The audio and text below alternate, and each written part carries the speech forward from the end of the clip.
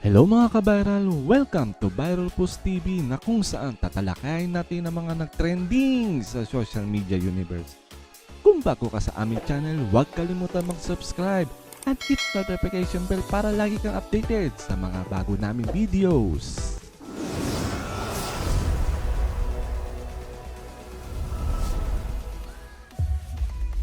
Yan, hello guys. Magko-comment lang ako sa Core TV premiere daw ng Black Rider versus Batang Quiapo. Yun. Yan, kung papansinin niyo po yung ratings ng medyo hindi makalaban si Roro Madrid ba to?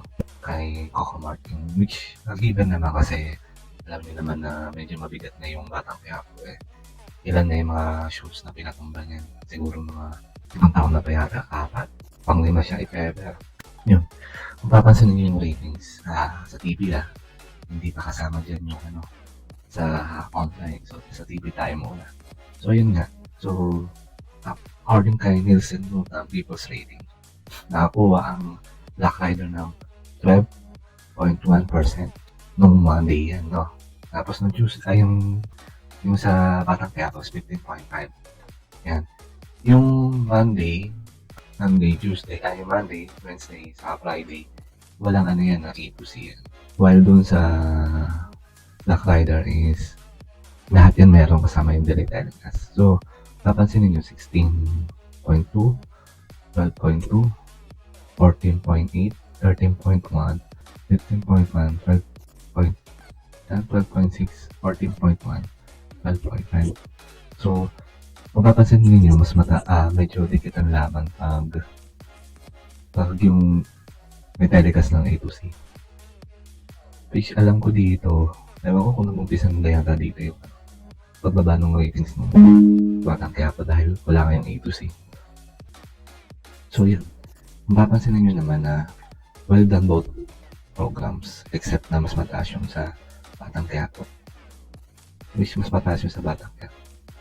Tapos, comparison, yung sa pagdating naman sa pinanood ko kasi yung kay Roro, napansin ko na ang lamya nung acting niya, except siguro nung umiiyak siya.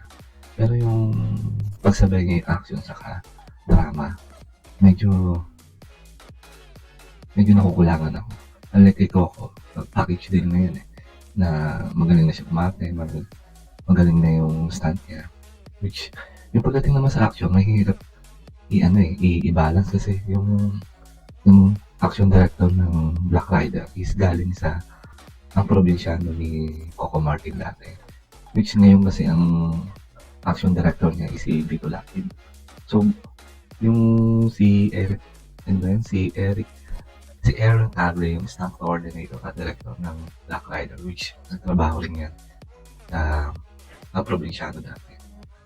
Trivia nga pala, mostly na mga kasama sa production ng Black Rider, yung iba galing sa ang probinsyano. So, huwag na kayo magtaka kung parang familiar yung mga scenes saka kung paano nila gawin yung story. Is, kuwang-kuha yung dating ang probinsyano. Yun yung kasi, yung mga halos bago lahat yung kasama sa Batang Quiapo, which kasi nga lumipat. So, pati yung director, si Coco Martin ngayon yung director, tapos isang babaeng director. Samantalang doon sa kabila, galing sa ang probinsyano yung isa. Hindi ko alam kung sino yun. Sasabi-sabi nila. So, acting-wise, nakukulangan ako kay Roro. Pero yung mga tinuha ng mga artista na bigatin, talagang ang gagaling. Lalo na yung mga vlogger, magagaling. Parang siya nga yung newbie doon pagdating sa act. Lahat ng mga kasama niya, ang gagaling umakte. Kay Coco naman, wala naman akong masabi niya kasi given naman, magagaling yung artista. May ibang hindi, pero naka-carry away naman ako kukuha naman sa si Roro talaga. Ito po kailangan niya pa naman ng workshop pagdating sa acting. So yan, sa Free TV versus online ako. Bugbog na bugbog dito. Si Roro Martin na. Lumalabas na yung ratings niya, nasa 30 pa baba, papataas. Samantalang kay combine na yun Facebook saka YouTube. Samantalang kay Coco Martin, hinahabol ng kalahating million. 400 to 500,000. Combine na rin yun. Facebook saka YouTube. Yun ako. Hindi ko alam kung hanggang kailan na lang itong anyway, bigyan natin ng daw ng chance. Tapos, pagdating naman sa commercial, ayan, sa commercial naman, nung opening ng Black Rider, nakakuha lamang to ng 35 TV ads. Samantalang yung Batang Quiapo, 75 TV ads. Nung Monday yan, ha. Talagang yun. Medyo, kung papansin ninyo, medyo kalahati yung halos naman. Tapos, kung titignan mo yung susumain mo nung 1 week na yun is, yun nga, nung Monday, yung sa Black Rider, 35, 75, 26, 65, 29, 63, 28, 64, 31, at saka 71. So, yan. Pinakamataas both sides is, yun nga, Monday and Friday. So, sa ads, medyo walats din ng Black Rider. Yun yung masasabi ko dyan.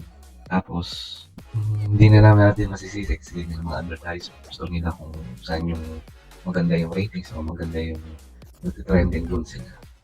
So, magbasa naman tayo ng mga comment ng mga netizen regarding sa Black Rider, which galing ko sa Lion Hearts, yung iba galing sa GMA Public Affairs page. Sign natin, no? Yan. Wow na wow talaga ang Batang Quiapo TV5 Kapapingat Channel. Congrats to all the viewers. Yun yung sabi niya, no? Tapos ito isa naman, congratulations JB7M Rider Road. Sabi naman ni John Marbellet, sabi naman ni Aalo Navarro, grabe magtanggol sa BQC Lionheart, which all napaliwanag din naman tinatanong kung fans ng BQ kahit walang ito sa lipat mo lang sa TV5 Lionheart TV. Tapos sabi ni Rosalinda Dicena, galing mo talaga, tunay na action star ka ro magaling.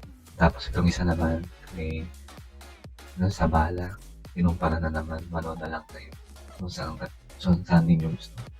I love Batang Black Rider, nagsama na niya. Tapos itong isa naman si Romulo Lolana, Batang Black Quiapo Rider, the best. Dito, ang sinis ka kailan patibot. Yan. Tapos Batang Quiapo, the best, sabi ni Celestina Rivas.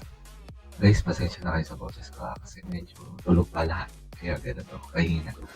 So yung sabi naman ni Ronnie Texon, pareho namang magandang mag-deliver ng dalawa. Kaso mas believe ko kay Batang Quiapo Morning. So sabi naman ni Erlinda Samian, grabe naman kayo. Iba naman yung story ng Black Rider. Magagaling din naman ang artista. Baka kung may galing na Batang Quiapo, puro na nakinig at bakbakan o walang mag-react. Ganyan yung opinion niya. Sabi niya huwag na mag-react pero dami na. Muli, dito natatapos ang aming video. Kung hindi ka pa nakasubscribe sa aming channel, subscribe na at hit notification bell para laging updated sa aming mga bagong videos.